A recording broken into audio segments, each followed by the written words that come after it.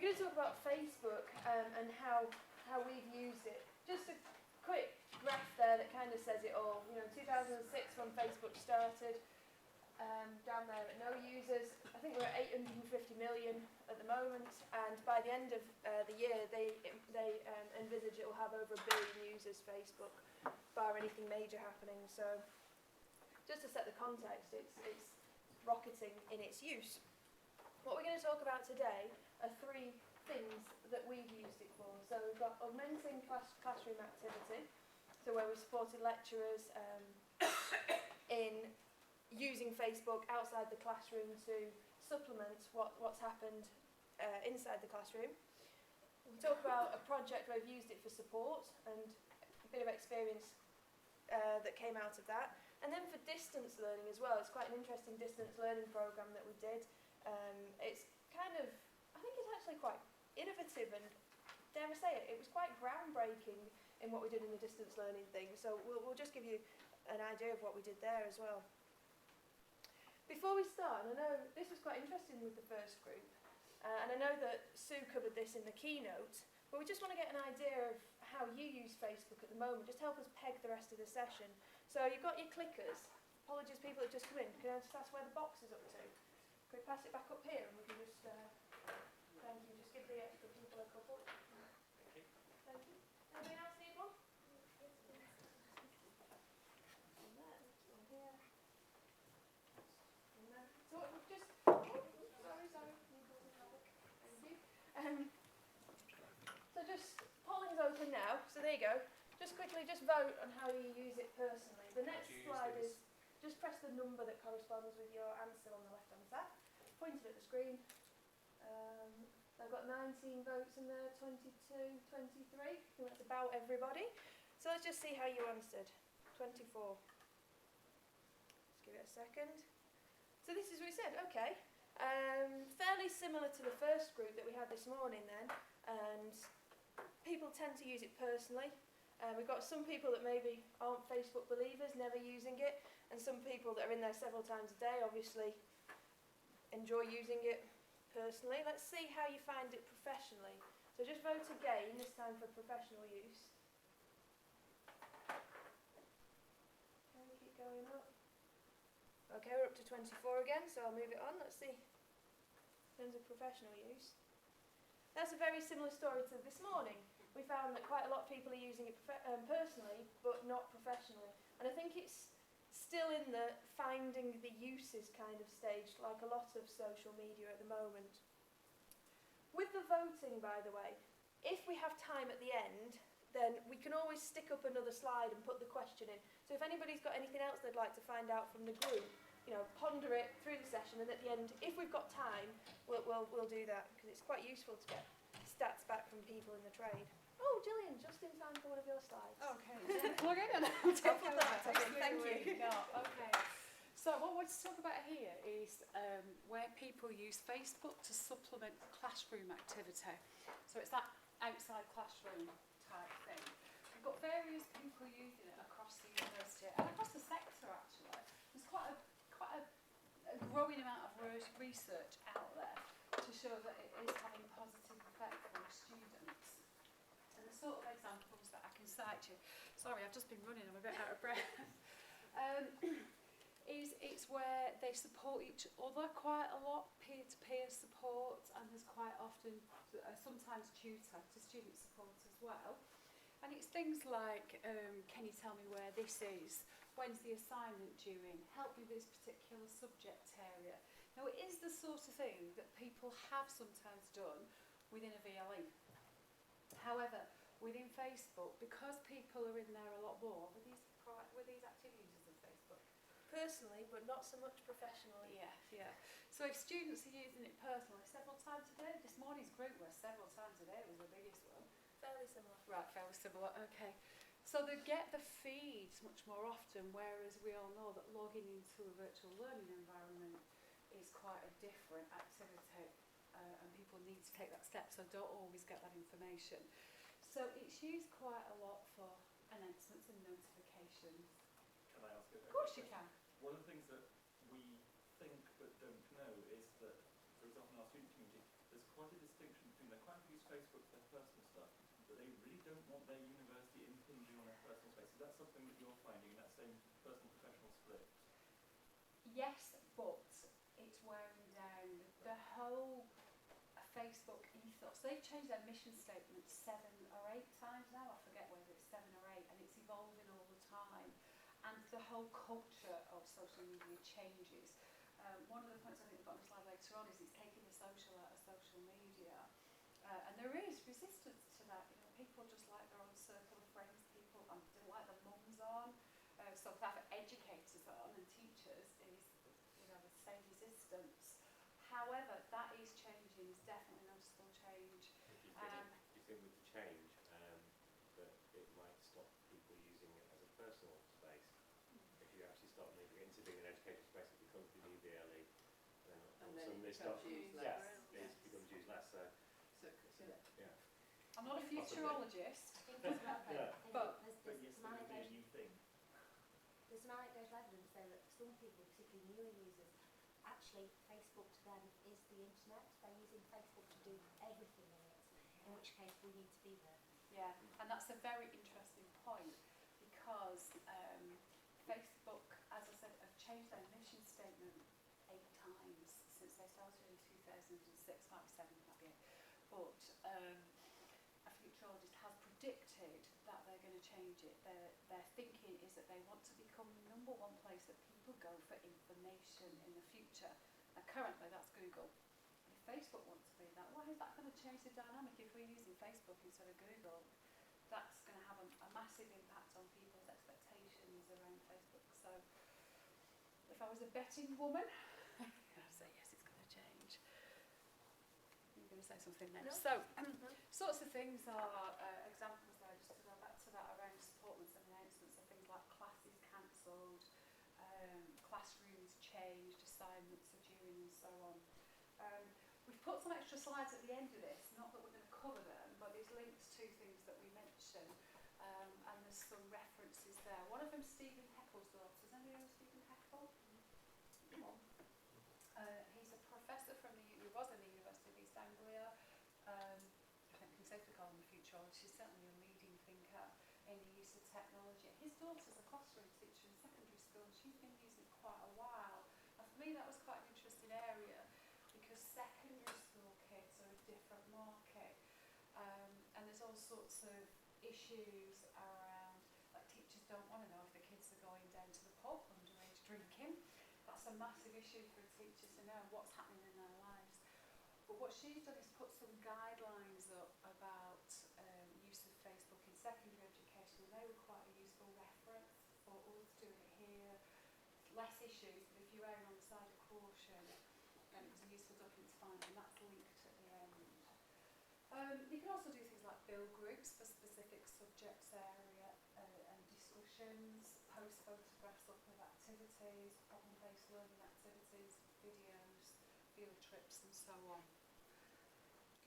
Yeah. Okay, so I just mentioned this is a project.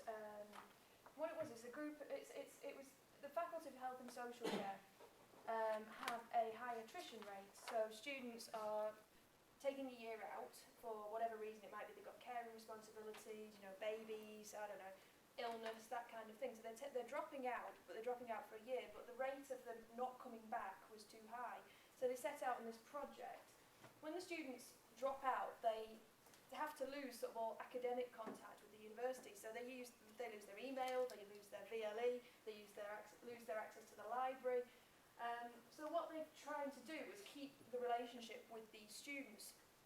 And what they did was they brought me in on the project to sort of guide them around the IT type stuff. And they said, right, great, we've got them VLE access, and every month we're going to sort of have like a staggered return back to university. And I'm thinking, right, so students dropped out because they've got caring responsibilities or they're ill. They're not going to be going into the VLE very often on that year out. So what I suggested was a Facebook page. Well, actually, rather than a page, the Facebook group. And it would be a secret group, so they can join it, but nobody sees that they join it. And they loved it. They loved the idea. Students would be in Facebook anyway. And it's kind of mutual support, you know, peer-to-peer support. And I was thinking the staff could be on there as well. Fortunately, they weren't thinking the staff that could be on there as well. They were thinking, well, great, we'll set it up, Facebook's done, and off we go. And of course, one student joined the Facebook page. And what I just wanted to do was mention that, as it was a great opportunity to use Facebook. I think it fitted in really well for this situation, but there was no facilitation. They didn't imagine that they'd have to go in there, bring people in, put interesting stuff up there. They thought they could just make the group, leave the students to support each other. Of course, that doesn't work. Whenever it comes to using these, it takes a lot of effort from the facilitators to make these things work. You may find yourself posting twice, posting announcements in your VLE, posting announcements on Blackboard as well. It's not an easy solution, and that's what this group of academics didn't get. There's the page there, like I said, one student joined it. It was pretty sad, so I'm going to move on from it. Lesson learned though. What we used there was a group, and students, like I said, it was secret. Students could join it, nobody else could see that they were part of it. The three sort of tools that you've got in Facebook, you've got groups, you've got profiles, so you know, a lecturer, an individual lecturer could have their own profile, and you've got pages as well. This is one of my favourite websites, TED.com, Innovative Thinkers, and that's just their page up there. So pages tend to be used by universities for support. So I know the Salford page has got nearly 30,000 sort of likes on it, and it's just picking the right tool when you use Facebook as well. So though we picked the right tool, we picked a group for Ease Project, we didn't have the support from the academics and it didn't take off. Okay, is anybody using Facebook currently professionally? What are you sort of things you use it for? We've got two people, I think. It's pretty seasonal because it's for supporting the conferences to try and get people to network and to just send people information and notices and that sort of thing. I was hoping that people would use it themselves to chat between themselves, but they're not. They're just liking stuff that I say. Right, yeah. And what about yourself? Yeah, it's just for the IT services at the university, so it's a support page for like kind of filter out important service announcements with IT tips and useful, just useful news, I guess. Yeah. But we're trying, still in the early phases of trying to attract followers. It's difficult. We found international students when we were doing that sort of thing. The international students were very keen, and they tended to write a bit and like more things. But Funny enough, it's the international delegates that are using the conference pages more than Has anybody any experience of integrating Moodle with Facebook? Because I know that's possible. the Blackboard. We got asked that question about Blackboard this morning. Right. We didn't have anybody who, it's possible, Yeah. but we didn't have anybody who was using it this morning. But, Well, the question this morning was, can you link directly into Blackboard from Facebook? The answer is really no, as far as we're aware. Can you do Moodle? I don't know what these. I know it's possible to integrate, and I don't know what it does. So I don't. That's why I was kind of asking. I don't quite know what it brings to the party. That I mean, it must be something. Otherwise, why would you have done it? But I don't know what it brings really. And that reminds me of one of the teacher training courses. They were finding it very useful to augment their classroom activity, especially when students are out on placement, by saying things that we've posted content into the VLE, the announcement they put in Facebook, so it dragged people and fed them to it. Which university are you using it for? Newcastle, yeah. And are you getting much feedback from the students, or is it? We literally started in February, so we're going to try and market it over the summer, especially with the pre-arrival of the new students, and hopefully we'll have a bit more data to crunch after that. Perhaps you can do a presentation on it next time. Okay. Right, okay. Facebook for distance learning. I would see that as being at the very far end of the spectrum of use. I think using it to augment activity, using it to support the support services is probably the primary places that people are testing the water. But what I wanted to do as part of a research project was test it to its nth degree as part of using it for distance learning. So I read it could be done. Oh, what's my Jane Bozarth book? James Bozarth's an American or Canadian, I'm not sure which, or not whichever. I love that book. It's great, isn't it? It's a really easy read as well, and you can see I found it quite interesting because it's tagged all over and there's lots of pencil in there. It's got sections on Twitter and Facebook and all sorts of different social media. But I was sort of thinking, this must be possible to use, the details are on the slides at the end, but it's called Social Media for Trainers, But Is it I've only available in hard copy? No, it's Kindle as well. Kindle as well. She's also one of my Facebook friends, and she posts regularly. You know, we was talking about professional development this morning. She's on Twitter as well, and I think Yes. it's Jane Bozar. Yeah. So, and she does webinars online as well. So and she works in public sector in like government or something. So it's quite. She's a trainer, an IT trainer. So it's quite an interesting use. Following her's been quite useful. So I thought it could. Her name again. Jane Bozar. It was mentioned this morning in Sue's talk. Yeah, right. Bozarth. So, I mean, I've been thinking that it must be possible because the differences between a VLE and Facebook are not that great. At the end of the slides, I'm not going to show it, but at the end of the slides there's a little comparison table that we did. You know, can you put links in Facebook? Yes, you can. Can you put them in a VLE? Yes, you can. So it's just ticked like a little benchmark table. You might find that useful. So I wanted to set it up for a distance learning course. So I did it for a short course. It took probably about 2 hours for people to complete, non-accredited. And it was on QR codes, you know, those little barcodes, yes, lots and odds. And there was about 30 students started and about 21 went through. So it's a very small study. Why did I want to do it? Because of that reason, that Facebook is so popular. That curve at the beginning, I think it's going to be an interesting future for where Facebook goes. So I thought, I just want to test it. And I was really pleased to see that nobody anywhere could I find had ever done it for distance learning. So I'm not competitive. I'll show you what it looked like. I can just get the browser up. Those people that did it, I emailed out to friends of friends. I sent, emailed out, I Facebooked out. I sent emails out to professional practice groups. Just contacted random people. Quite a few people who did it I knew. Craig was one. Would you only say random people? I was Yeah. including that randomness. You're not in the randoms, I know thank you. It's on the page, isn't it? Yeah, Craig's there. Yeah, these were people I'd never come across. And I'm thinking, how do you know? Do you know my friends are my friends? How have you found out about this? And I don't know how they found out about it. I have no idea how some people found out about it who took part in it. But that was fine, it was good, I was just curious. So, this is what it looks like. Well, this is what it looks like now, and this is one of the issues with Facebook. Timeline change things, and you have no choice. So when I did it in January, it actually looked quite, one column. It flowed down the page, and I tried to number the sections so it's quite easy to see where to go.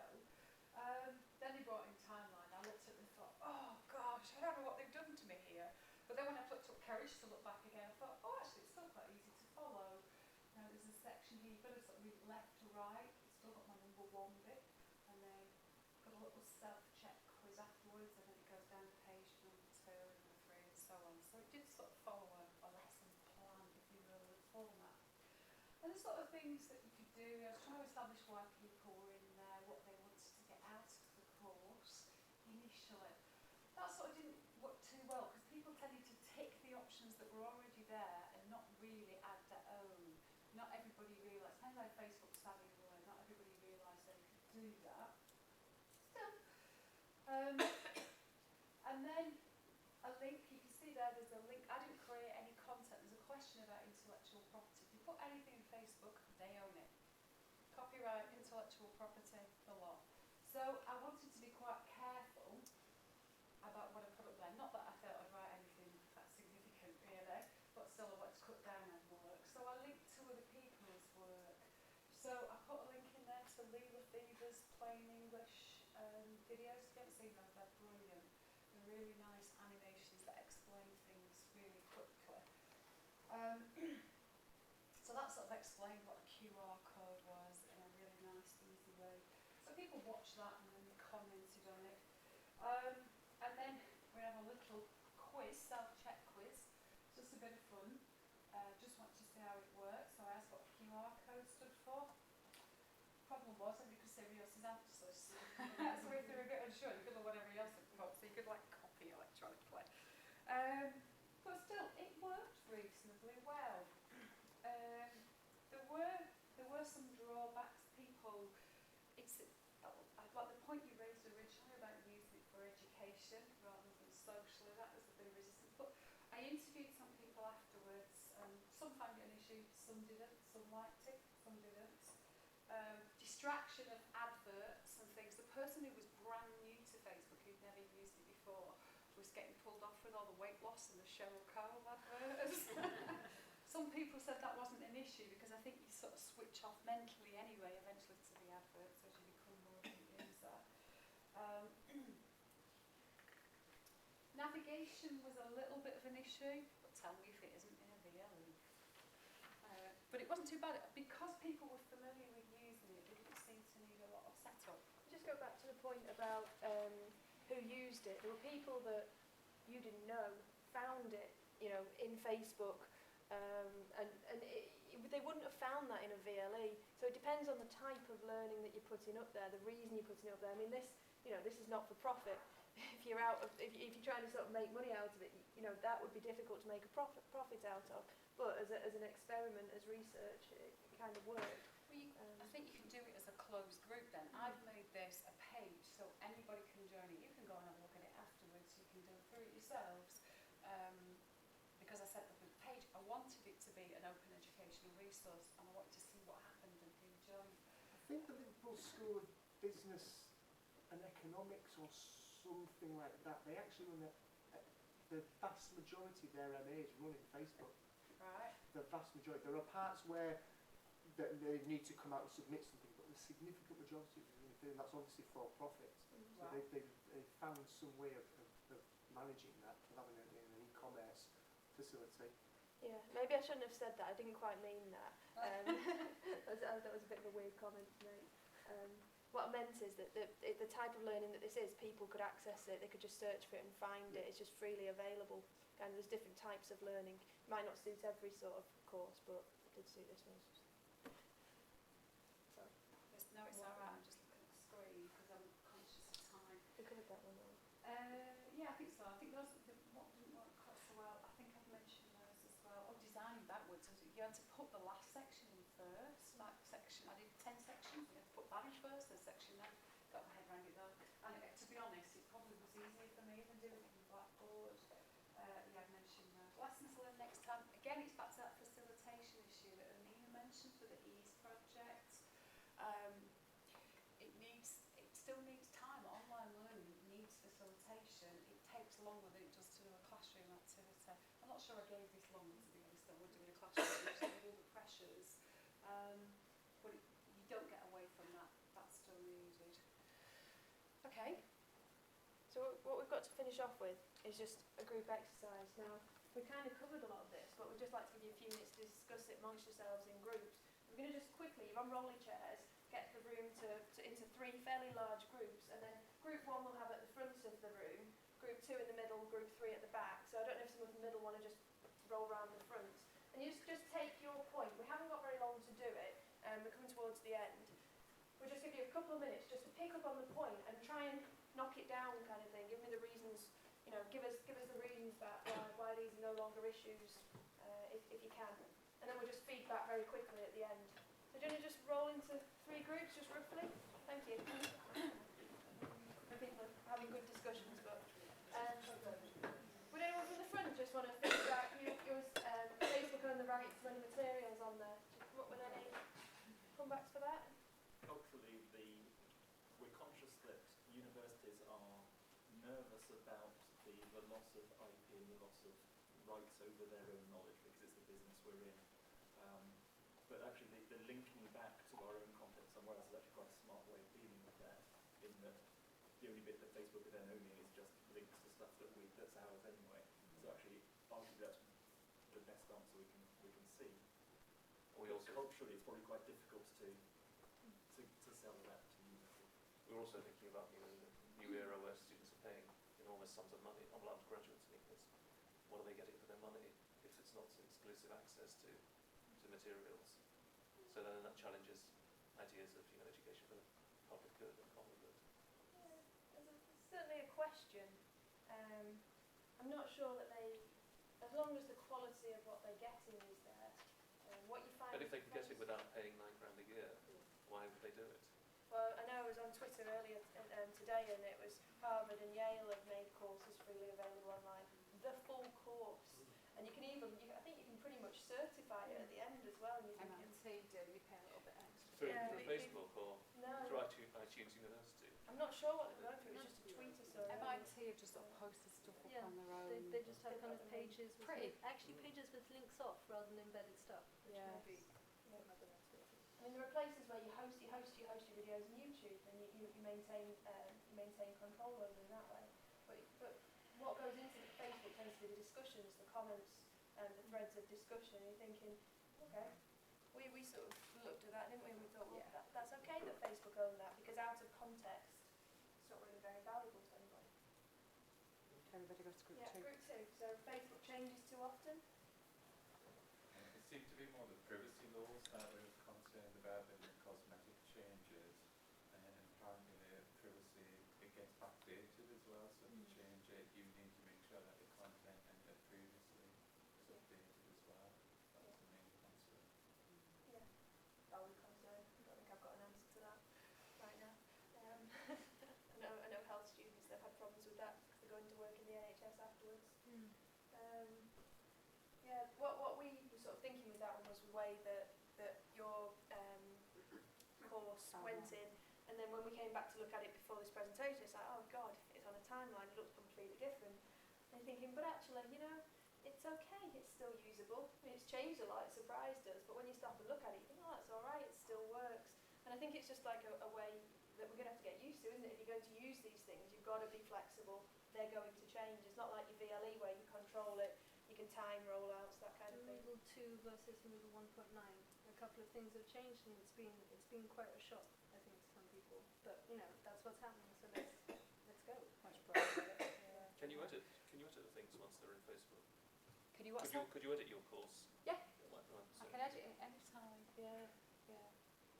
I think with the privacy thing, it's a difficult one that's beyond our control, and what's happened is where there's been issues, it's like that public wealth of outcry that seemed to make Facebook go back and go, whoa, we've gone too far this time.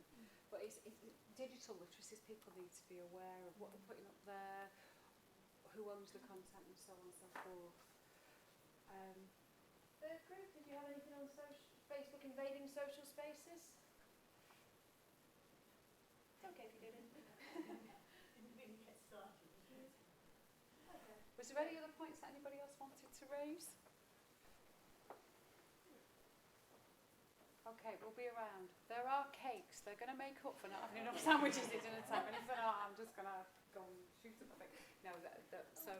Sorry, can Go I on, ask Lisa. the slide no fabric plates we put up anywhere? Yes, sorry, I should have said that this morning. Yeah, they're all going to go on the UCISA website. So, yes. Yeah. and that's publicly available. Free online. This is the last session, so Yeah. can you make sure you take all your personal belongings, but not the zappers, please? I'll just- Nina's going to come round and